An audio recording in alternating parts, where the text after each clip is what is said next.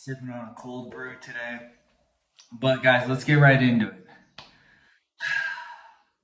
Today's subject, this one hits home. It literally hits home. For those of you who don't know, I'm from Omaha, Nebraska, born and raised, grew up there, pretty much lived my whole life there. So this topic hits hard, you know, hits hard and it hits home.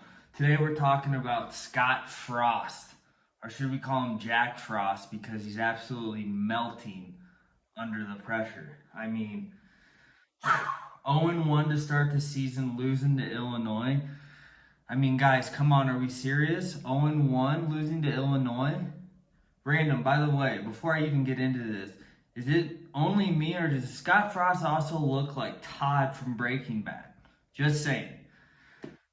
But guys, losing to Illinois, and let's keep in mind, this is Illinois, probably one of the worst programs in the conference. So it's not like this was some big test, some big game. Granted, it was at Illinois, but still, losing to Illinois, it's tough. Illinois' starting quarterback literally got hurt right away. Their head coach, it was his first game at Illinois.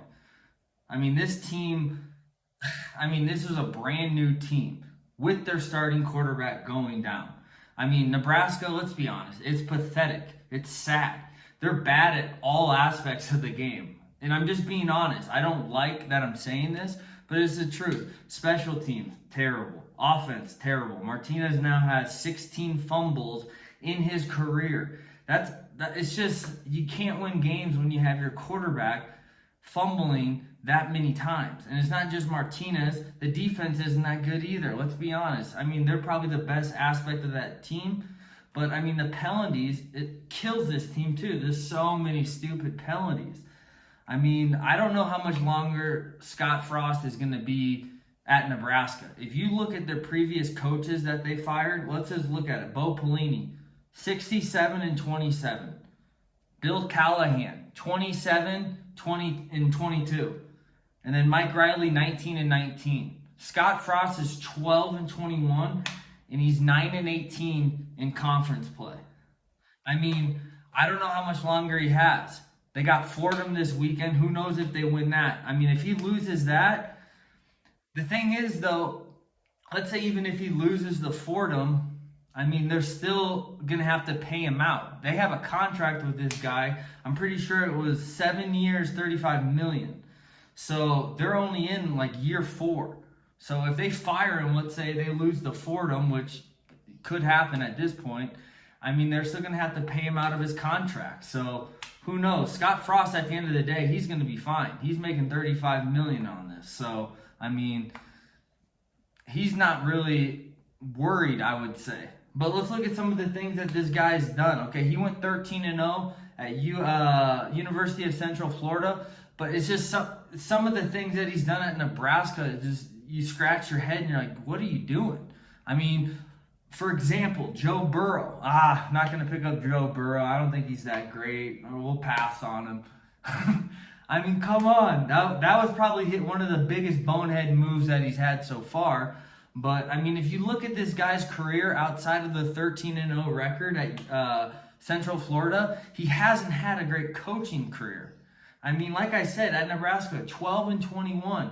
And I already listed all the previous coaches that have, been fired that had better records than him. So, I don't know. Maybe Nebraska will be patient with him because he was a former player there. But, guys, it's not looking good. And I'm not even mentioning the NCAA has put an investigation into Nebraska football. So, I don't even know if Scott Frost will be around. Maybe, they fire him because of this NCAA investigation, but I don't know. It's not looking great for him because his record's terrible. He's under investigation, and he hasn't put any guys really into the NFL. Since 2016, I don't think he's put a guy into the NFL past the 5th round or the 4th round. And in 2019, they didn't even have one player get drafted. So it's not like his player development's been good. It's not like a bunch of guys have been, getting drafted highly since he's been there. So I don't know. It's not looking good for Nebraska, to be honest. It's been nothing but pathetic, to be completely honest, since Scott Frost has been there.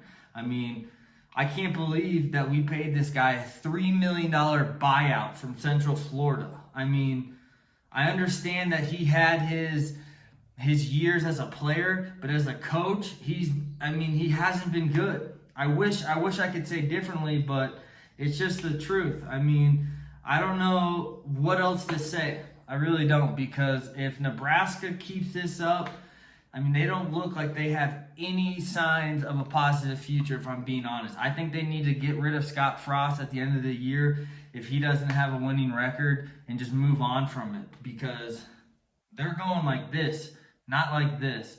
This program has not looked good in the last couple of years, and it's getting tough to watch. I'm not even going to talk about a video that I saw too, talking about how Nebraska's been cheating on their sellouts. So I'm not even going to get into that today, but I mean, for Nebraska, if you're a Nebraska football fan, it's brutal right now. It's been brutal. So I don't know. I feel bad for you guys having to be a fan of that program, because I mean, they've been nothing but shit, let's be honest, for the last couple of years. And it looks like they're just going to keep getting worse, if I'm being honest. You know, hopefully I'm wrong. Like I said, I'm from Nebraska. It's tough to, be a part of this and see it, because there are no other pro sports in Nebraska. This is the biggest sports attraction in Nebraska. Keep in mind, like I said, there are no other professional sports teams in Nebraska. There's a semi-pro soccer team that plays out at a baseball stadium, but that's not professional. So keep in mind, guys, this is the biggest sports attraction in Nebraska. So, people are passionate about this, but man, it's been brutal. It's been brutal. So I don't know what's going to happen. I think they need to get rid of him, but like I said, his contract was for 7 years. So they got to pay him a total of $35 million. They had a $3 million buyout, so it's not as easy as just firing him and, getting a new head coach. There's a lot of logistics that go into it. So who knows? I feel bad for all the Nebraska fans out there. Hopefully you guys figure it out. Like I said, they got Fordham this weekend. I don't know.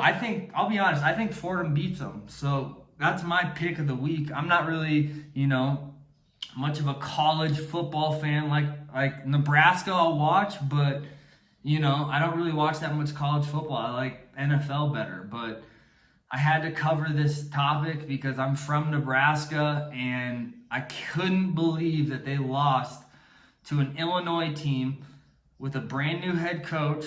Starting quarterback went down early in the first quarter.